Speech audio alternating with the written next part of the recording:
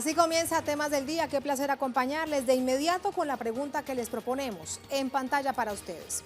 En Colombia, el excomandante del Ejército, Mario Montoya, rindió indagatoria ante Tribunal de Paz. El general retirado debe responder por uno de los capítulos más atroces de las fuerzas militares de ese país, las ejecuciones extrajudiciales.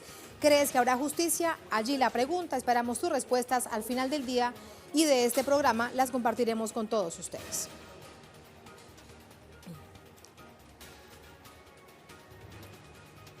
Precisamente ese es el primer tema del día. En Colombia, madres y familiares de víctimas de falsos positivos, también organizaciones de derechos humanos, convocaron muy temprano un plantón en las afueras de la sede de la Jurisdicción Especial para la Paz a propósito de lo que ya les planteamos, la pregunta del día, la comparecencia del general retirado Mario Montoya, ex general del Ejército, ante el organismo. Exigen a este excomandante que diga la verdad sobre crímenes de Estado. Tenemos detalles así de nuestro primer tema del día.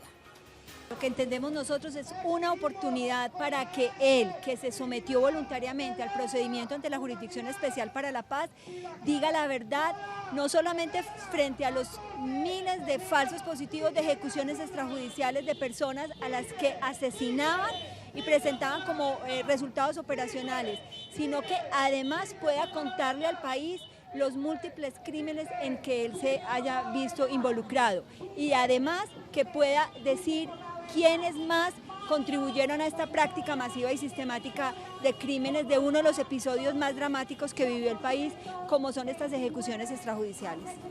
Además, la abogada y defensora de derechos humanos Liliana Uribe afirmó que los falsos positivos aumentaron desde que el general Montoya se desempeñó como comandante del Ejército de Colombia.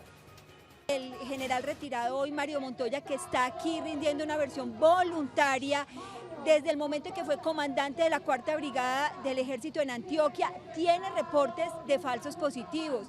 Igualmente cuando pasó a ser comandante de la 1ª División, igualmente cuando fue comandante del Comando Conjunto Caribe. O sea, es una práctica que se transmitió, incluso se amplificó en el momento en que él se desempeñó como comandante del Ejército. Entonces, por eso es importante que él diga la verdad. ¿Cómo es que esta práctica se hizo extensiva en todo el territorio nacional? El único departamento que no tiene este tipo de episodios es San Andrés y Providencia. El resto lo registramos en todos los departamentos. Quiere decir que son 32 departamentos de Colombia donde se registró este flagelo, este capítulo oscuro de la historia del Ejército colombiano. ¿Qué ha pasado durante esta jornada? Ya finalizó la audiencia. ¿Qué dijo el general Montoya? Le preguntamos a nuestro corresponsal en Bogotá, Hernán Tovar. Hernán, buenas tardes, adelante. Tatiana, muy buenas tardes. Sí, efectivamente hubo un receso en la audiencia para tomar algo de alimentos. Se reanudó hace aproximadamente unos 40 minutos, una hora, pero recordemos que esta es una audiencia, una sesión privada. Allí solo pueden entrar las víctimas, los abogados, sin ingreso de celulares, ninguna clase de cámaras. Lo que nos han podido comentar los abogados que están al interior de esta audiencia es que el general Mario Montoya no ha reconocido ninguna responsabilidad en los hechos que se le imputan. Lo que dice es que se acogió a los términos de derechos humanos cuando él fue comandante del Ejército colombiano hacia el año 2006 al 2018. Lo que aducen los abogados es que lo que pretende el general Mario Montoya es evadir responsabilidades de lo que hay pruebas contundentes en relación a las indicaciones que pudo haber dado a sus mandos medios. Él, por su parte, aduce que él no tenía o no tuvo conocimiento de estas ejecuciones extrajudiciales mientras fue comandante del Ejército y endilga la responsabilidad a los mandos medios. La audiencia sigue en este momento, nos han expresado que se extenderá más o menos hasta las 4 o 5 de la tarde, pero también hay que recordar, Tatiana, que esta audiencia durará hasta el día viernes. Allí las organizaciones de derechos humanos darán a conocer un comunicado en relación a la postura que fijarán una vez haya declarado y haya dicho todo lo que le compete al general retirado Mario Montoya. Por el momento, las víctimas siguen allí a las afueras de la Jurisdicción Especial para la Paz, exigiendo que este señor le cuente la verdad al país y sobre todo a las familias de los que fueron víctimas de los falsos positivos en Colombia. Tatiana. Tiene Hernán entonces que se hubiese sometido a la Jurisdicción Especial para la Paz para decir que va a hacer silencio. La claridad entonces, este proceso solamente fue un momento de receso, continúa. Y la segunda pregunta para hacerte, ¿qué pasa con los testigos que lo señalan a él directamente de haberles ordenado que mataran a civiles y los hicieran pasar por insurgentes caídos en combate? Ellos van a seguir con las audiencias, inclusive ante la JEP ya hay un número de integrantes del ejército que aducen que recibieron órdenes, pero como una estrategia, dicen algunos abogados, del general Mario Montoya. La idea es no reconocer los hechos y obligar a una segunda instancia donde ya se entraría a una etapa de juicio, según lo que nos han comentado los abogados, Tatiana. Pendientes entonces de ello, de aquí al viernes veremos qué tanto se avanza en una necesaria verdad para el país. Hernán, gracias, muy buenas tardes. Vamos ahora a contarles por qué fue llamado el general retirado del Ejército Nacional, el general Montoya, por la Jurisdicción Especial para la Paz. En un comunicado emitido por ese organismo, vamos a revisarlo porque allí lo explican con claridad. Es el comunicado 014, dice esto: en esta etapa de su comparecencia se da luego que la Sala de Reconocimiento de Verdad, de Responsabilidad y de Determinación de los Hechos y Conductas lo citó dentro del caso 03 sobre muertes ilegítimas presentadas en combate. Por lo tanto, la JEP, la JEP, ordenó la comparecencia, ya que ha sido comprometido en varios informes allegados a este tribunal y en por lo menos 11 versiones rendidas por miembros de la fuerza pública. Además, las organizaciones de víctimas han solicitado a este tribunal llamar a versión al general retirado. La versión en la JEP es la primera etapa de contribución de la verdad de los comparecientes. Quienes no contribuyan con la verdad plena irán a un juicio adversarial en el tribunal de la JEP, y si se les encuentra responsables de graves violaciones a derechos humanos y graves infracciones al derecho internacional humanitario, podrán ser condenados hasta con 20 años de cárcel.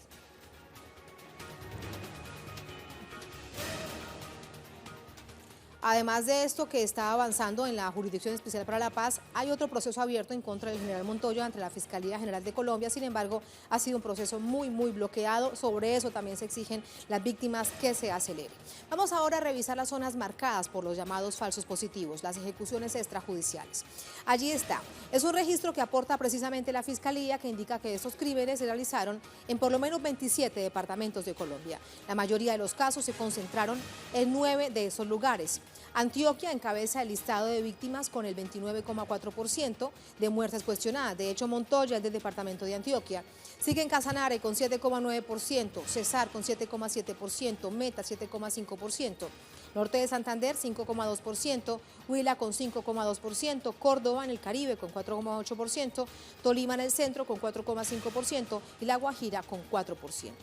La mayor parte del país víctima de los falsos positivos del ejército colombiano. Y lo último sobre las declaraciones del general Montoya lo expresa el senador Wilson Arias a través de un Twitter.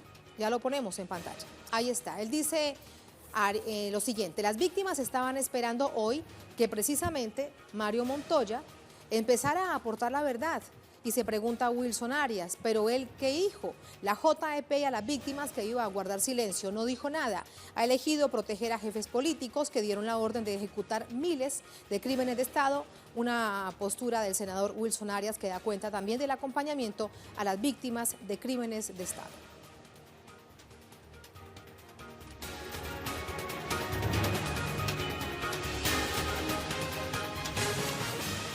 Sobre esto versa la pregunta del día en pantalla. Excomandante del Ejército de Colombia, Mario Montoya, rinde indagatoria ante Tribunal de Paz, la JEP. El general retirado debe responder por uno de los capítulos más atroces de las fuerzas militares, las ejecuciones extrajudiciales. ¿Cree que habrá justicia? Esperamos tus respuestas.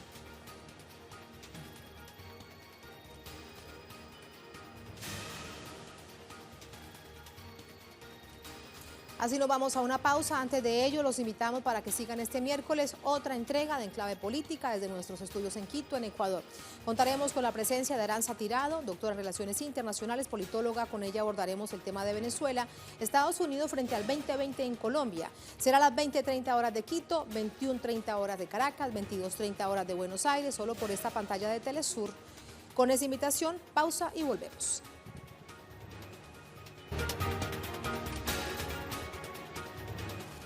Volvemos ahora, lo ven ustedes, con nuestro segundo tema del día que nos lleva a Brasil. Allí los pueblos originarios indígenas han marchado este miércoles en rechazo al proyecto de minería, el agronegocio que promueve el propio presidente Jair Bolsonaro. En paralelo, se cumplen 12 días de la huelga que impulsan los trabajadores de Petrobras. Los indígenas provenientes de la región sur del país marcharon por las calles de Brasilia, la capital, exigiendo al Parlamento, mediante un documento, retirar el proyecto de ley denominado 191-2020, que autoriza la minería y el agronegocio en sus territorios ancestrales. En la actividad, los manifestantes alegaron que la minería y el agronegocio generan muerte y enfermedad.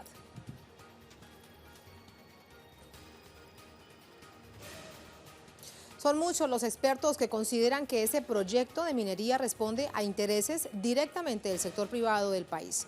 El proyecto contempla, entre otras medidas, la explotación de petróleo y gas natural, la implementación de plantas hidroeléctricas y obras de infraestructura que afectan el suelo, lagos y ríos. Además, el proyecto pretende hacer posible la extracción de oro, lo cual está prohibido por el texto constitucional.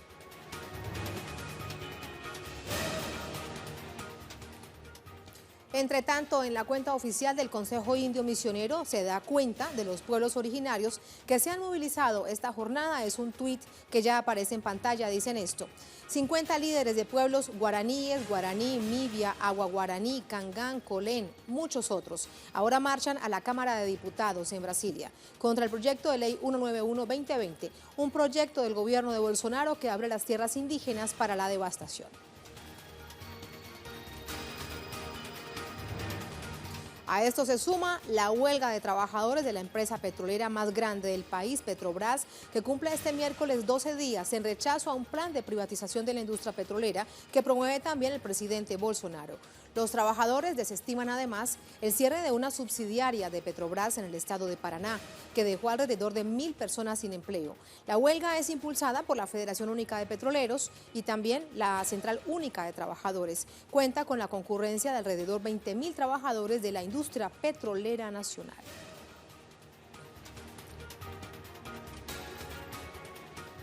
Entre tanto, durante esas jornadas de protesta, el Banco de Fomento brasileño, miren esto, vendió por 5.189 millones sus acciones en Petrobras. Tras la operación, el Banco Nacional de Desarrollo Económico Social permanecerá solo con el 0,16% de acciones ordinarias de Petrobras.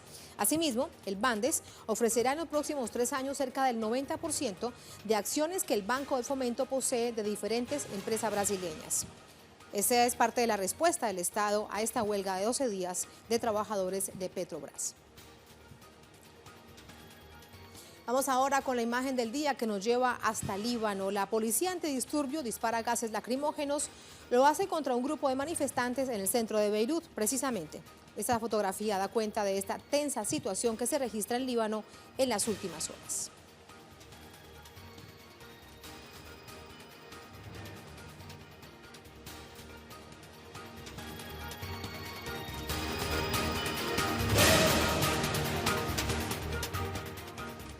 Hay otros temas que son noticia en temas del día, dice esto Jorge Gestoso de The Washington. Bernie Sanders, tras su victoria en New Hampshire, busca afianzar su liderazgo a nivel nacional, mientras sus rivales demócratas afinan sus estrategias ante sus próximos retos: Nevada, Carolina del Sur y el Supermartes en las semanas venideras. Supermartes 3 de marzo, no lo olviden. Tras su victoria en New Hampshire, Bernie Sanders busca consolidar su liderazgo a nivel nacional, apoyado en su organización sólida y bien financiada y como la sola alternativa progresista de los demócratas. Pete Buttigieg y Amy Klobuchar, segundo y tercero en las primarias de anoche, en las que dividieron el ala moderada a nivel del partido, a diferencia de Sanders, corren contra el reloj para montar la organización que necesitan y que aún no tienen a efectos de enfrentar los próximos retos: Nevada, Carolina del Sur y Super Tuesday en las semanas venideras. Joe Biden esta tarde participa en una llamada de conferencia con sus donantes preocupados por su elegibilidad tras su decepcionante desempeño en Iowa y New Hampshire, y Michael Bloomberg está haciendo campaña en el sur tratando de captar el apoyo de los afroamericanos mientras sigue con su masiva ofensiva publicitaria a nivel nacional en la que ya lleva gastado cerca de $300 millones. Vamos ahora hasta México con Eduardo Martínez sobre la detención de Emilio Lozoya, quien fuera director de Pemex en tiempos de la presidencia de Enrique Peña Nieto. Esto nos dice. La Fiscalía General de la República de México confirmó la detención en España de Emilio Lozoya Austin. Él era director de Petróleos Mexicanos Pemex entre 2012 y 2016 durante la administración que encabezó Enrique Peña Nieto. Se le giraron órdenes de aprehensión por 3 delitos: delincuencia organizada, cohecho y también por la realización de operaciones con recursos de procedencia ilícita. A esta situación y a esos cargos se le suma también que Emilio Lozoya es señalado por haber obtenido sobornos por más de $10 millones de la firma brasileña Odebrecht. De esta manera, la firma Odebrecht sería beneficiada con contratos durante el gobierno que encabezó precisamente también Enrique Peña Nieto. El día de hoy, su abogado, Javier Coello, señaló que Emilio Lozoya no se mandaba solo y que también se deberían de empezar las investigaciones alrededor de, esto lo ha dicho también ya en reiteradas ocasiones, del expresidente Peña Nieto. Por otro lado, también se le señala por la compra de plantas de fertilizantes a empresas con un sobrecosto y que estas plantas de fertilizantes nunca sirvieron porque eran prácticamente chatarra. Así la situación, se espera que en los próximos días regrese a territorio mexicano Emilio Lozoya debido a que las órdenes de aprehensión tenían fines de extradición y, según la Fiscalía, ya se iniciaron los trámites pertinentes. Y de México nos vamos ahora hasta Bolivia con Freddy Morales. Tribunal Electoral difundirá el lunes 17 un nuevo informe sobre candidatos habilitados para las elecciones del 3 de mayo. Hoy cierra el plazo para que complementen requisitos quienes fueron observados, es decir, quienes a juicio del TSE faltaban información para la inscripción o documentos. A juicio del TSE, hasta días antes de la elección se podrá modificar las listas. Esto dice Freddy Morales.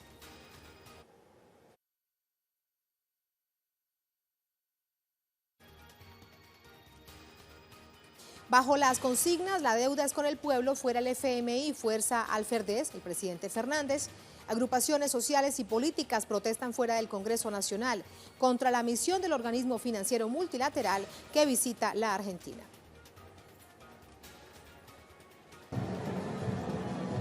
Nos encontramos en las afueras del Congreso Nacional, donde se están manifestando movimientos sociales, partidos políticos contra la misión del Fondo Monetario Internacional a la República Argentina, una misión que no solo va a revisar las cuentas públicas del país suramericano, sino que va a ahondar en el programa económico del presidente Alberto Fernández y, por supuesto, como tema central y prioritario, van a avanzar los diálogos respecto de la reestructuración de la deuda externa pública en moneda extranjera.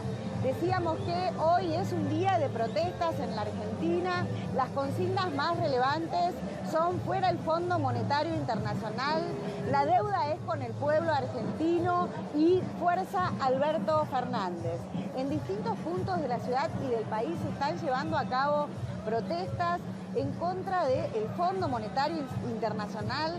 Los manifestantes exigen a este organismo financiero multilateral que revise la deuda argentina, habida cuenta que consideran que es responsable de la deuda adquirida por la administración Macri.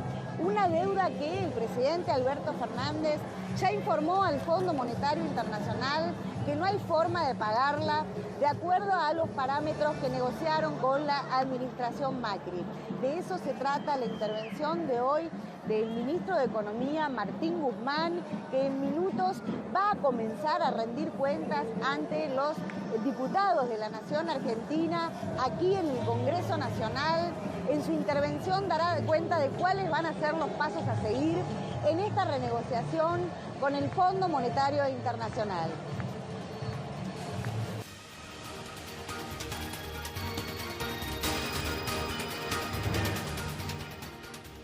Así vamos ahora con nuestro tema en desarrollo que se genera en Venezuela.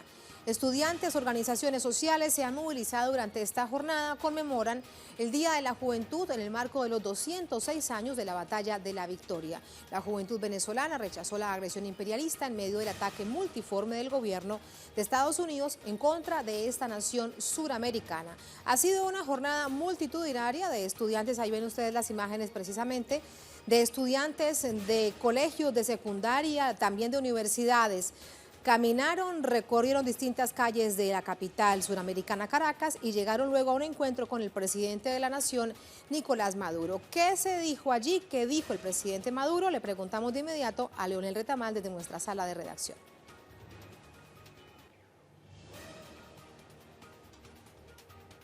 Hola Leo, ¿cómo estás? Buenas tardes, adelante. Tatiana, hola. ¿Cómo estás? El presidente, como tú ya decías, lo recibió en el Palacio de Miraflores. En este lugar, felicitó por el despliegue de energía de la marcha que habían realizado durante la mañana. Recordemos que son jóvenes que llegaron de distintas ciudades de toda Venezuela para participar de esta movilización en Caracas. Y el presidente ratificó con ellos el compromiso y los objetivos de esta movilización, que era sentar un precedente por la soberanía, por la paz y por el compromiso de este grupo, de este sector de la sociedad con la revolución bolivariana. En años anteriores la juventud se ha mostrado o se ha querido mostrar a través de los medios de comunicación como un sector que está secuestrado por la derecha. Sin embargo, le consultamos a los que allí estaban presentes y decían que la derecha, los sectores de la derecha venezolana no tienen nada para ofrecerles a ellos, solamente violencia, solamente descontrol o una posible guerra. Ellos dicen que acá encuentran las posibilidades para estudiar, para trabajar, para desenvolverse en sana tranquilidad. Hicieron un llamado también a sus amigos, a sus compañeros que vuelvan a Venezuela, que hay posibilidades de trabajo, de seguir estudiando, de desarrollarse en este país, y ellos lo están haciendo. Han decidido marchar esta tarde para dar esta señal de unidad y de decir que la soberanía del país se va a respetar justamente en momentos en que arrecian las sanciones y los actos de agresión de parte de Estados Unidos y de un sector de la oposición para tratar de desestabilizar el gobierno. Los jóvenes, pudimos hablar con algunos, por ejemplo, que tuvieron un rol preponderante hace casi un año, ya el pasado 23 de febrero, en la frontera de Colombia con Venezuela, y donde estos jóvenes viajaron hasta allá, hicieron parte de la defensa de la frontera para evitar que entraran esos camiones de la mal llamada ayuda humanitaria. Entonces hay labores fundamentales que ellos están cumpliendo, se sienten parte, se sienten considerados, sienten que tienen voz y que tienen posibilidades de seguir desarrollándose aquí en Venezuela. Es parte de lo que pudimos conversar con ellos durante esta movilización, que concluyó, como reitero, en el Palacio de Miraflores, siendo recibidos por el presidente de Venezuela. Tatiana. Gracias por este balance de esta jornada multitudinaria, de hecho, aquí en Caracas, la capital de Venezuela. Gracias, Leo. Muy buenas tardes. Buenas tardes. Buenas tardes. Vamos a contarles ahora cuáles han sido las respuestas a nuestra pregunta del día. Estamos a punto de finalizar.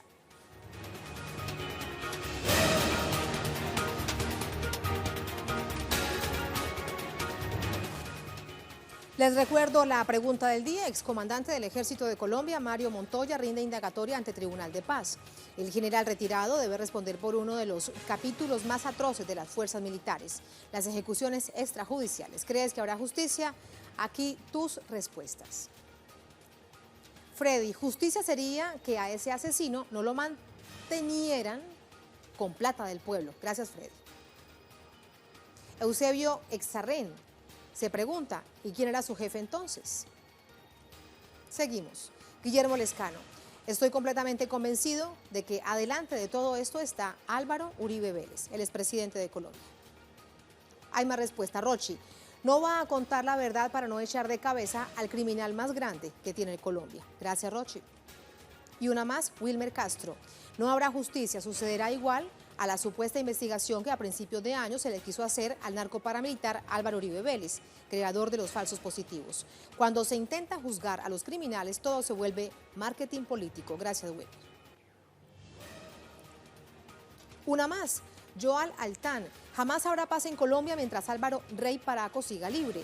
Él representa un cheque en blanco para la criminalidad. Narcotráfico, paramilitares, despojo de tierras que generan desplazamiento. Casi 7 millones, más que Siria inclusive. Una cifra real de Naciones Unidas. Gracias, Joat. Gracias a ustedes por compartir sus reflexiones. Los dejamos en Temas del Día con el video web del día. Producciones audiovisuales que ustedes consiguen compiladas en la cuenta Facebook de nuestra casa Telesur. Ahí está parte del tema. Este 12 de febrero, como siempre, se conmemora el Día Internacional contra el Uso de Niños Soldados. Es una realidad que se vive, lamentablemente, en más de 20 países con mayor presencia en África y en Oriente Medio. Sin embargo, aquí en nuestra América Latina también lo hay, lamentablemente. Una conmemoración que llama sin duda a la reflexión. Con eso lo dejamos. Hasta la próxima. Sigan con nosotros.